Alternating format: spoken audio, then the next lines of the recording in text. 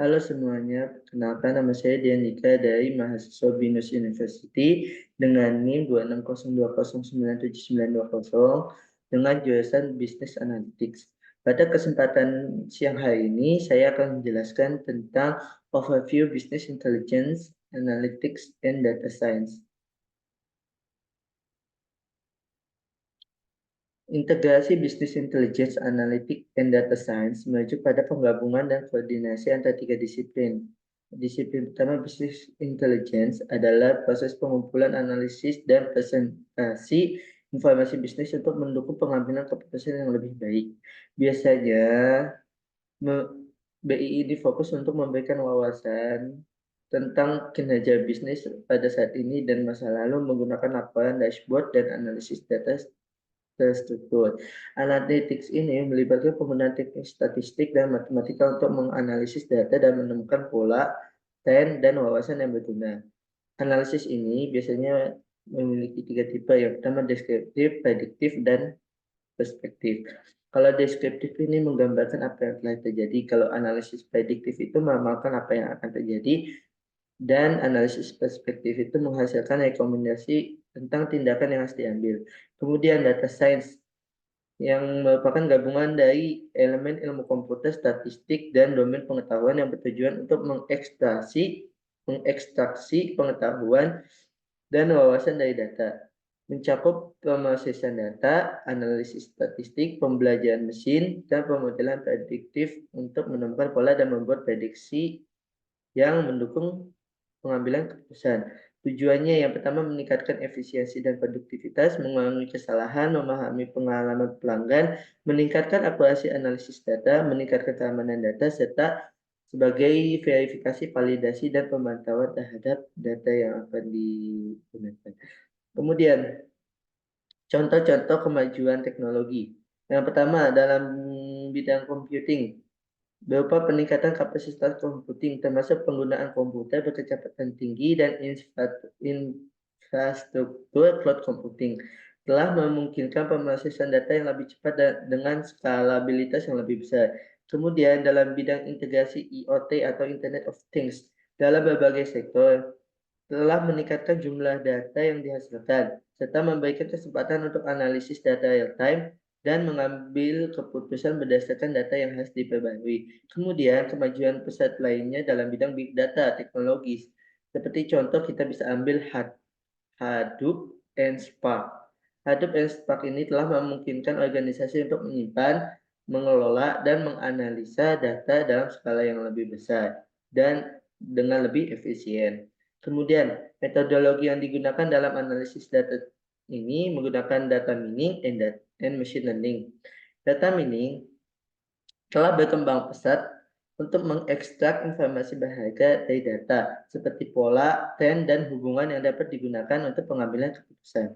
Machine learning ini, kemajuan ini telah memungkinkan pengembangan model prediktif yang kompleks untuk meramaikan berdasarkan data historis. Kemudian deep learning. Penggunaan deep learning dalam analisis data telah memungkinkan pengenalan pola yang lebih kompleks dan pengambilan keputusan yang lebih akurat. Kemudian, ini adalah contoh studi kasusnya.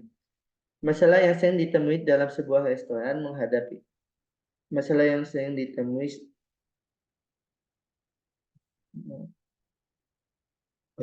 sebuah restoran menghadapi masalah dalam mengelola inventaris bahan baku, merencanakan menu yang sesuai dengan preferensi pelanggan dan meningkatkan efisiensi operasional.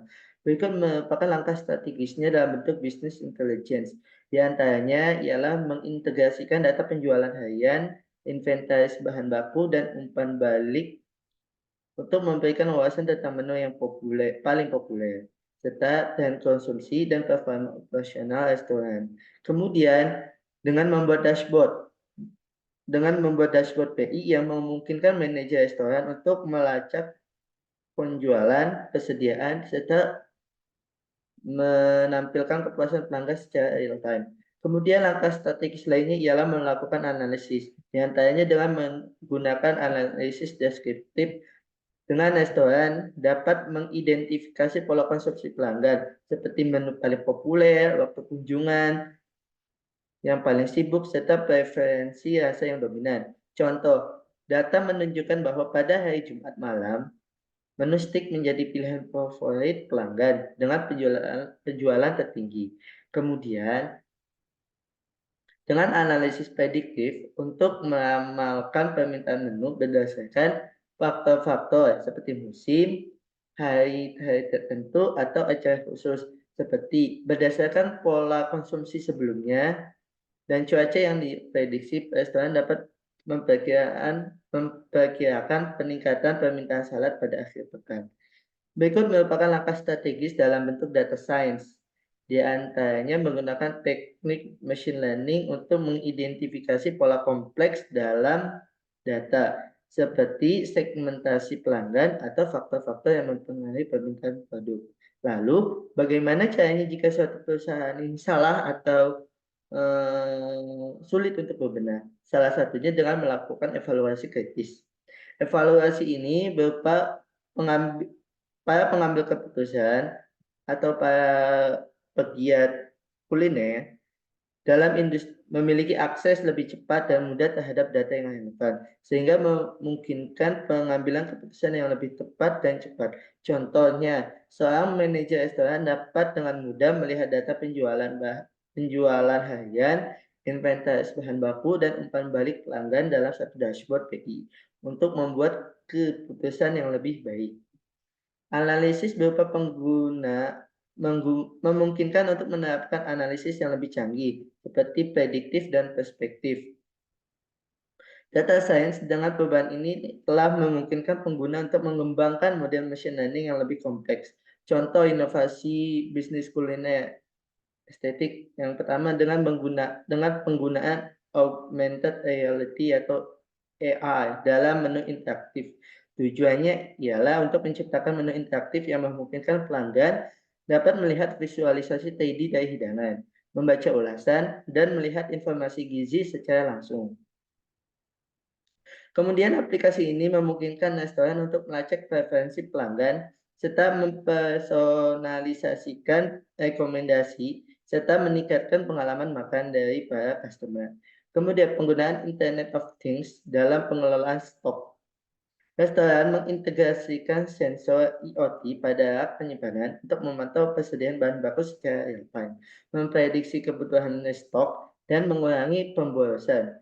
Integrasi semacam ini yang dilacak dari sensor IoT memungkinkan restoran untuk mengoptimalkan pengelolaan stok serta mengurangi biaya dan meningkatkan efisiensi operasional.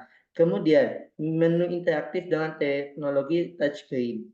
Restoran yang menyajikan menu ini melalui meja ataupun melalui perangkat mobile lainnya memungkinkan pelanggan untuk memesan makanan, melihat informasi nutrisi dan atau menyesuaikan pemilihan menu dengan cara yang lebih interaktif dan mudah serta lebih efisien. Kemudian konsep dining experience multisensor, restoran menawarkan dining experience multisensorik dengan penggunaan elemen seperti aroma, suara, tekstur, maupun visual untuk menciptakan pengalaman makan yang holistik dan modern. Kemudian, contoh terakhir ialah menggunakan konsep pop-up digital. Konsep ini memungkinkan restoran untuk menggabungkan teknologi digital seperti proyeksi, mapping, interaksi sensorik, dan elemen multimedia untuk menciptakan pengalaman makan yang imersif dan modern. Sekian dari saya. Mohon maaf bila ada kesalahan maupun khilafan. Selamat siang dan sampai jumpa di kemudian hari. Bye-bye.